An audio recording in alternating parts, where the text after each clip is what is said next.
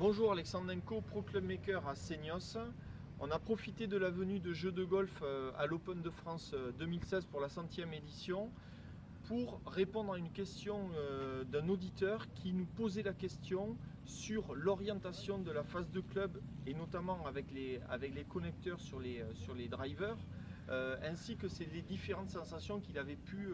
avoir avec des clubs de test. Alors ici j'ai une tête avec un connecteur classique, je vais essayer de répondre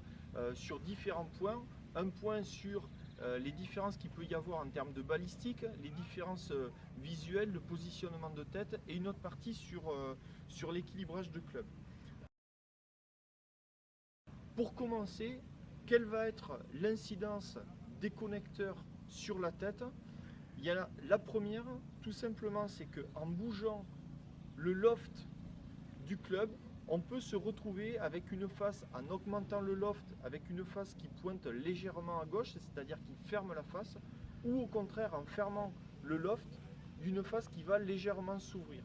Donc si on laisse naturellement poser le club au sol sans le prendre dans les mains et correctement l'aligner, on peut se retrouver naturellement avec des balles qui vont partir plus à droite, à gauche, et bien sûr avec des changements de trajectoire liés à la modification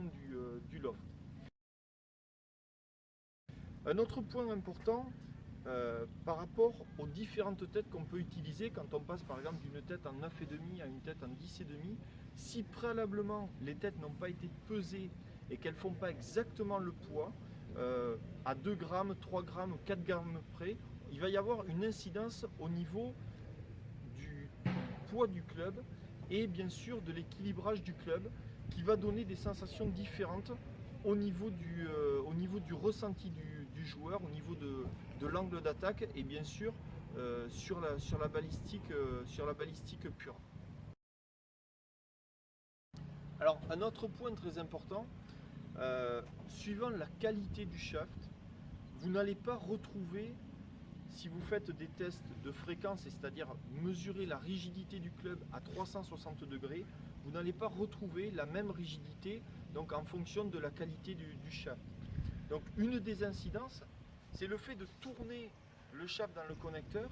va amener à une rigidité supérieure ou inférieure. Ce qui fait qu'on peut avoir exactement le même équilibrage, changer légèrement le loft, mais avec un shaft qui ne va pas répondre de la même manière parce qu'il peut y avoir parfois sur les shafts, on va dire, qui ont le moins de qualité, une rigidité d'écart, c'est-à-dire vous allez passer d'un régular à un stiff ou d'un stiff à un régular pour les shafts qui n'ont pas une bonne régularité de production. Et donc le changement de connecteur, le changement de positionnement de connecteur va avoir une incidence directe. On peut le voir ici, j'ai fait une petite marque et donc si on regarde cette marque, elle est alignée donc avec le grip. Maintenant j'ai tourné le connecteur, c'est-à-dire je l'ai mis ici dans une position à moins 1 degré.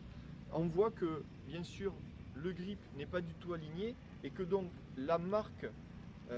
du shaft ne l'est pas non plus. Donc là j'ai artificiellement modifié bien sûr le loft mais aussi modifié la rigidité du club et donc ça va avoir une incidence, c'est-à-dire que là avec la même tête, uniquement en changeant le loft, donc j'ai gardé le même poids de tête, le même shaft, mais le simple fait d'orienter le shaft va modifier la fréquence du club et donc va vous donner des sensations différentes dans le swing sans même parler de balistique en changeant le loft qui va vous faire des balles, on va dire plus ou moins hautes ou basses. J'espère avoir répondu à toutes vos questions. Merci de regarder jeuxdegolf.org et à bientôt.